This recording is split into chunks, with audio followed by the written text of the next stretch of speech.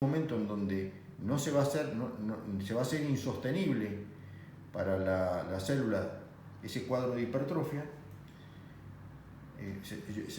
podría ir marcando yo para que lo vean. Sí, sí. A ver si. O sea, esa situación de hipertrofia las puede mantener en un tiempo, pero va a llegar un momento en donde la lesión va a determinar que el miocito se muera, sufra cambios y se muera, con lo que va a sobrevenir infarto, insuficiencia cardíaca, muerte súbita. ¿De acuerdo? Esto es para que sepan diferenciar lo que es adaptación celular, que es un proceso reversible, de las lesiones celulares que se pueden dividir en reversibles e irreversibles. Hoy lo que nos va a ocupar es ver esos mecanismos de adaptación. Precisamente esos mecanismos de adaptación, cuando la célula responde con un aumento del tamaño y de su actividad funcional, tendremos la hipertrofia. Con un aumento del número de células tendremos la hiperplasia. Cuando hay una reducción del tamaño y de la actividad metabólica, tendremos la atrofia.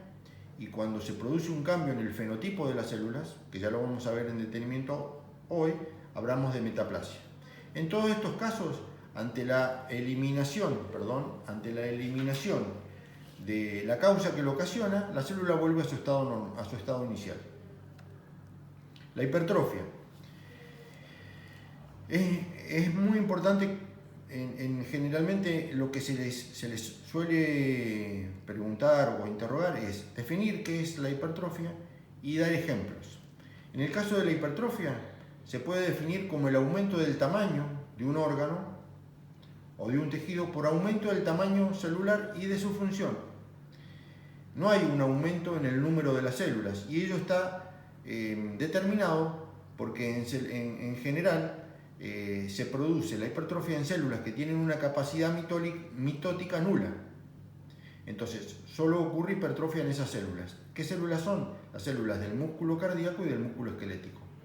En cambio, en células que tienen una capacidad mitótica mayor, puede ocurrir hiperplasia e hipertrofia.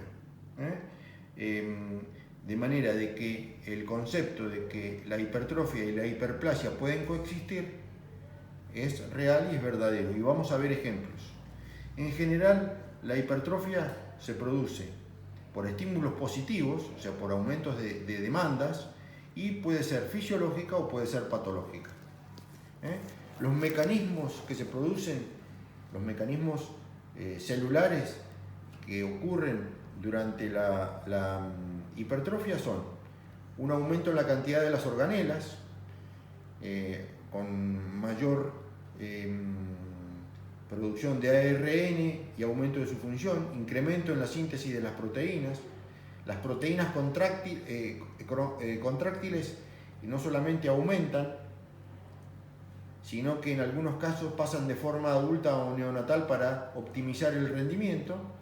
La contracción muscular, a raíz de que aumenta el tamaño de las células, se hace más lenta para ahorro de energía, y suelen expresarse factores genéticos como es el factor natriurético auricular.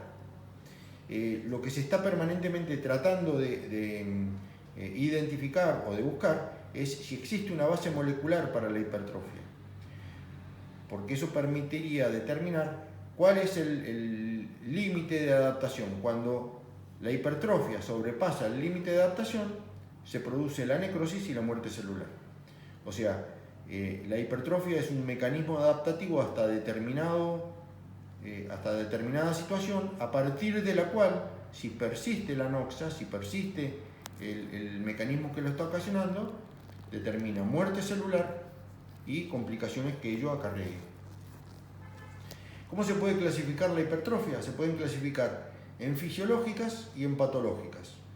Las fisiológicas, ambas en realidad, es generalmente estímulos positivos, aumento en la demanda funcional o en la carga de trabajo, o estimulación hormonal. En el caso de la más característica, las hipertrofias fisiológicas, cuando hay un aumento en la demanda funcional o en la carga de trabajo, aumenta la síntesis de proteínas y filamentos, y miofilamentos.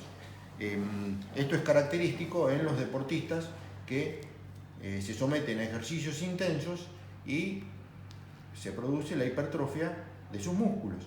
Esto es una microscopía de un músculo normal. Fíjense cómo en la imagen inferior aumentan la cantidad de miofibrillas, los núcleos se vuelven más grandes y la fibra en general también aumenta de tamaño. Eso va en consonancia con la capacidad o la forma del músculo.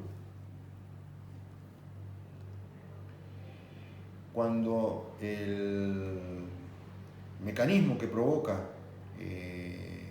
la hipertrofia es la estimulación hormonal o factores de crecimiento, lo que suele ocurrir es que las células en las cuales se produce ese estímulo, que son las células del músculo liso, los receptores tienen la capacidad de responder al estímulo hormonal. En este caso es el útero gravídico durante el embarazo, y aumenta la cantidad de núcleos en consonancia con un aumento en el tamaño del órgano, fundamentalmente del músculo liso. La hipertrofia fisiológica también, por estímulo hormonal o factores de crecimiento, se pueden dar en las siguientes situaciones. Y estas son las situaciones en las que hacía referencia, en las que pueden coexistir la hipertrofia y la hiperplasia. Porque en células que tienen capacidad mitótica coexisten las dos. Tenemos el caso del bocio, en donde las células foliculares de la tiroides son estimuladas por la hormona, la TSH. En la glándula mamaria, las células ductales y lobulillares por efecto de la prolactina y de los estrógenos. En un riñón contralateral, cuando ocurre una nefrectomía. Y en los hepatocitos, ante determinadas situaciones como ser la administración de fenobarbital y drogas hipolipemiantes, fundamentalmente porque aumenta el retículo endoplásmico liso. La hipertrofia patológica, que era lo que inicialmente explicamos, fíjense que tenemos dos imágenes de un corazón de tamaño normal y un corazón hipertrófico, pero es muy importante que ante determinado límite, una valvulopatía o una hipertensión arterial determina una sobrecarga hemodinámica crónica que puede pasar a ser una lesión reversible inicialmente e irreversible posteriormente. Es el límite entre un mecanismo adaptativo y una lesión propiamente dicha. Generalmente las hipertrofias suelen afectar a la masa ventricular. Fíjense el escaso tamaño que va quedando el ventrículo, y en consonancia con los cambios que van teniendo los cardiomiocitos: aumento del tamaño del núcleo, aumento de las estriaciones,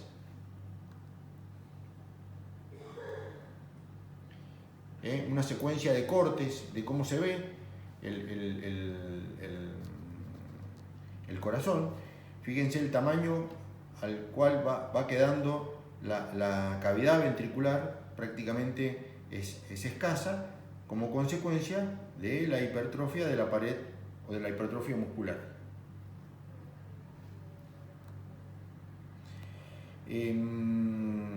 Cuando el mecanismo por el cual se produce una hipertrofia muscular, en este caso, es por estimulación hormonal, se puede considerar patológica, como es el caso de los físicos-culturistas, en donde se usan esteroides anabolizantes. Receptores del músculo estriado reciben esa información hormonal y actúan en consecuencia. Vamos a pasar a lo que es hiperplasia.